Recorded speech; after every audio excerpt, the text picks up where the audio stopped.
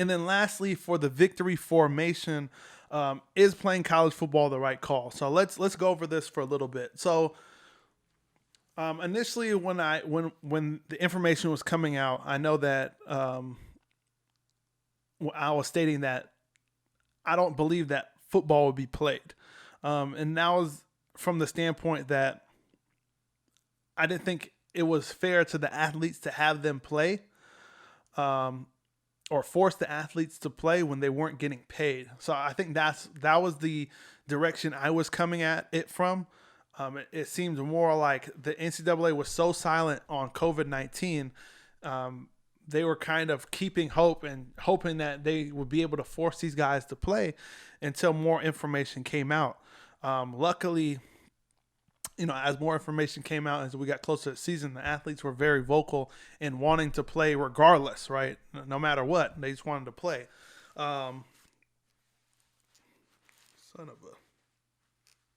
They just wanted to play. So I think from that standpoint, if the athletes understand, the risk of playing, especially during this environment, I think that they should be allowed to play. I don't think that the school should force them to play. I think that they should be allowed to play. So I'm glad that the NCAA and the schools are allowing players to opt out, and that's their right. Feel free to opt out if you don't feel comfortable doing that. That's cool. But just always remember that, you got to give them an opportunity to voice their opinion.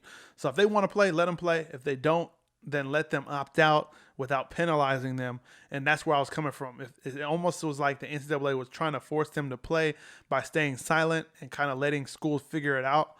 And that's why I was like, I don't think college football is going to play. But, now that the facts have come out and, we see that these sporting leagues are coming out with procedures in place to make sure that they are, following health code and all of that when it comes to COVID. I think that the game is fairly safe. If everyone's getting tested on the field and everyone is testing negative on the field, then they should be able to play, right? So I don't think it's rocket science. We've seen, again, other leagues, NBA, NFL, MLB, soccer, NHL, like all the major sports leagues are playing, although those guys are getting paid. I think as far as college athletes, they deserve a chance, especially the guys that make so much money for their schools. These schools are getting monies, from contracts and, merchandise deals, endorsement deals off these players' likeness. They deserve a right to be at the table and make a call as far as should we play. So, I'm happy that the Big Ten has went ahead and looked at all the information, seen the games last week, and thought, hey, doesn't look that bad. Other teams are doing it. I think that if we have our procedures in place and have, our safeguards, I think that we'll be able to do the same thing. I'm glad that they were able to see that and make an immediate change, like an immediate change. I think after Saturday, I think that they had an initial call on Sunday. I think they had a call on Sunday, and they set for vote on Tuesday, because then they announced it on Wednesday. They were supposed to announce it on Tuesday, but they announced it Wednesday. So I'm glad that the Big Ten took immediate action. The Pac-12, they're still, I don't know what the hell they're doing. I mean, obviously there's some stipulations as far as state guidelines in place that are restricting them from practicing as a team. But again, there's ways around that. Unfortunately, it's going to suck practicing with 12 players, but I'm glad that Gavin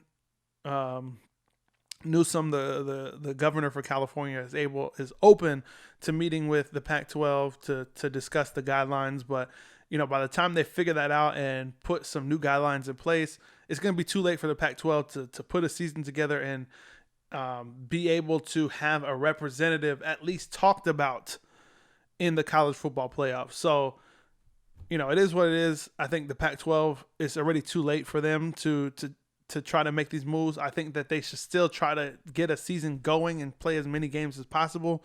But I don't think that even if a team goes undefeated, I don't think that they'll have representation in the college football playoffs just because they're going to be starting too late. They're going to be starting too late. And again, by the time they start, it's not going to be enough games that they could play to even have a conversation of having a team in the playoffs. So you're talking about like maybe potentially like 4 or 5 games. if they're 5-0, the committee is not going to be comfortable with sending a team that's 4-0, 5-0 to the college football playoffs. There's just not enough games. So looks like Pac-12 kind of screwed themselves over. Again, very reactionary, they're just trying to kind of reacting to the information. But no, I'm glad that they're able to bring back college football. I think is the right call, just because the players are aware of what the dangers are. They're given the opportunity to opt out, and they're able to make their own decision to play or not. So I think it's the right decision to bring back college football. Let me know what you think in the comment section below.